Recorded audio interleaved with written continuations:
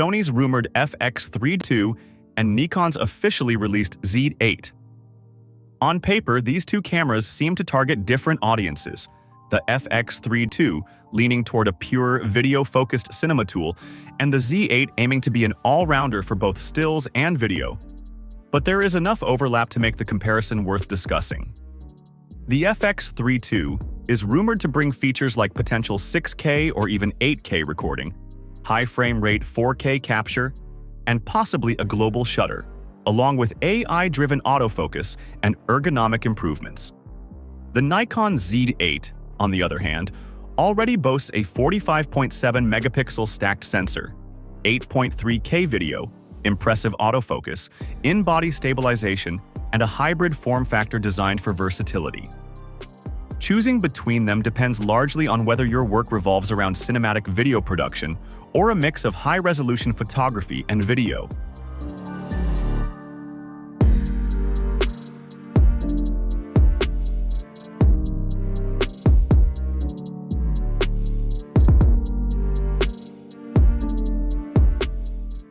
Starting with the heart of any camera, the sensor, the rumored Sony FX3 II is expected to stick with a relatively low megapixel full-frame sensor, likely in the 15 to 16 megapixel range, up from the original FX3's 12.1 megapixels. This design choice is typical for dedicated video cameras, where lower-resolution sensors with larger pixels allow better low-light performance and dynamic range. If the FX3 II does include a global shutter, it would be a significant advantage for cinematographers working with fast-moving subjects, as it eliminates the dreaded rolling shutter distortion. However, global shutters can sometimes reduce light sensitivity compared to traditional CMOS designs, so the exact performance will be something to watch once official specs arrive. The Nikon Z8, on the other hand, uses a 45.7 megapixel stacked back-illuminated CMOS sensor, essentially the same high-end imaging engine found in Nikon's flagship Z9. This resolution is far beyond what the FX3 II is rumored to offer, making the Z8 the clear choice for those who need extremely detailed stills for large prints, high-resolution cropping, or commercial work. While its smaller pixel size means it may not match the FX3 II's potential low-light sensitivity, the Z8's stacked design offers incredibly fast readout speeds that reduce rolling shutter effects significantly, even without a global shutter.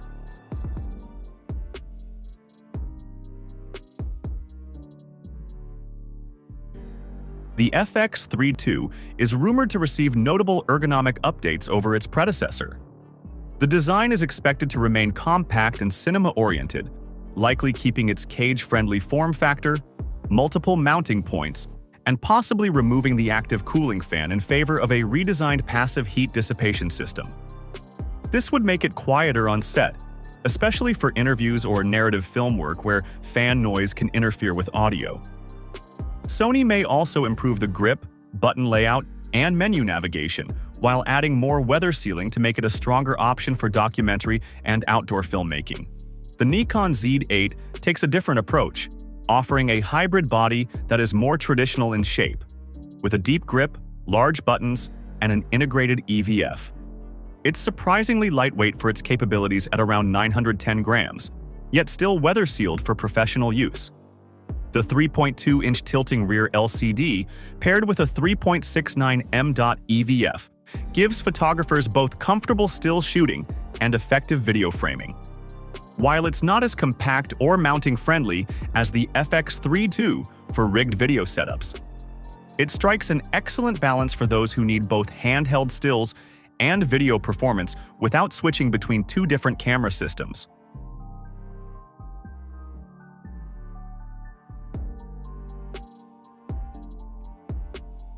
This is where the two cameras show their biggest philosophical differences. The FX3 II is rumored to take a big leap in resolution compared to its predecessor, with strong indications it could support at least 6K recording and possibly 8K. It may also offer OpenGate 3.2 recording, allowing maximum sensor data capture for reframing in post or for vertical and widescreen formats from the same clip. High frame rate performance could see 4K at up to 180 frames per second, making it ideal for slow-motion cinematic work. Internal RAW recording is also a possibility, giving filmmakers greater flexibility in grading and post-production.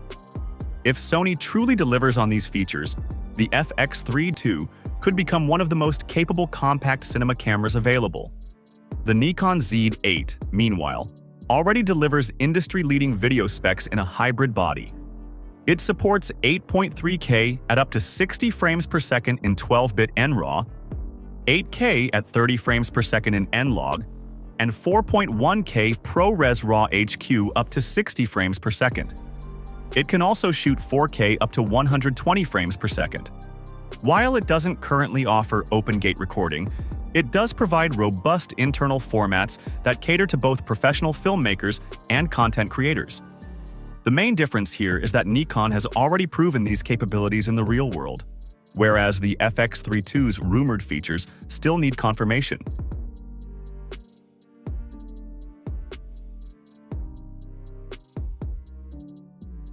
Sony's autofocus systems are widely regarded as among the best in the industry, especially for tracking moving subjects in both stills and video. The FX3 II is rumored to integrate AI-driven autofocus enhancements, possibly similar to the subject recognition system seen in Sony's latest alpha cameras. This could mean better tracking for people, animals, and vehicles, making it highly reliable in unpredictable shooting environments. The Nikon Z8 is no slouch here either. It offers a 493-point autofocus system with advanced subject detection for humans, animals, and vehicles, drawing from Nikon's deep learning algorithms. Its performance in both stills and video is fast, accurate, and reliable, though Sony still holds a slight edge in real-time video AF smoothness.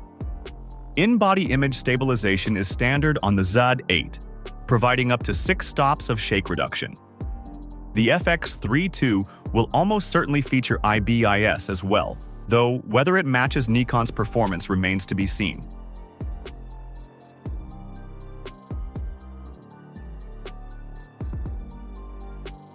While both cameras will perform well in low light, the FX3 II's rumored lower resolution sensor is likely to outperform the Z8 in extreme conditions.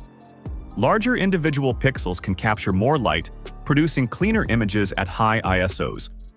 Combined with Sony's expertise in sensor design, this could make the FX3 II a go-to camera for night scenes, concerts, or documentary work where lighting can't be controlled. The Nikon Z8 still performs admirably in low light for a high-resolution camera, but its pixel-dense sensor will inevitably introduce more noise at higher ISOs compared to a purpose-built cinema sensor.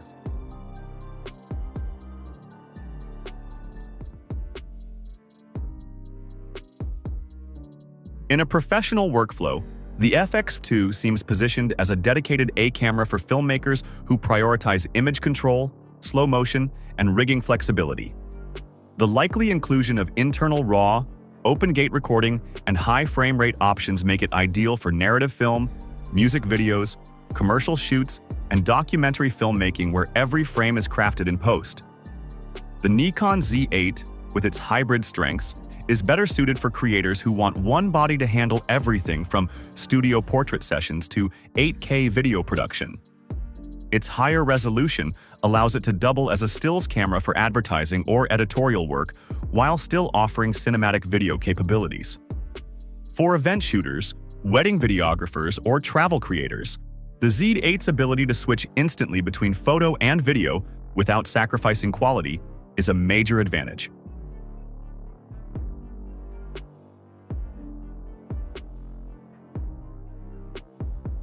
The FX3 II's rumored launch price is expected to be between $3,800 and $4,200, similar to the original FX3's launch positioning.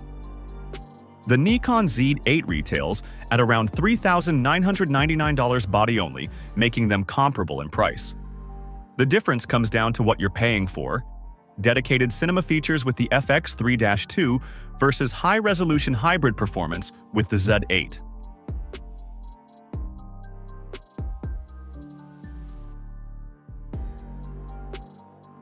The Nikon Z8 is already a proven high-performing hybrid system. It offers class-leading resolution for stills, professional-grade video features, and a body that balances both worlds without compromise. For creators who need a single camera to cover both high-end photography and demanding video work, it's an easy recommendation today. For pure filmmaking power in a small package, the FX3 II's rumored capabilities are exciting. For all-round versatility and proven performance, the Nikon Z8 remains one of the best hybrid cameras available right now.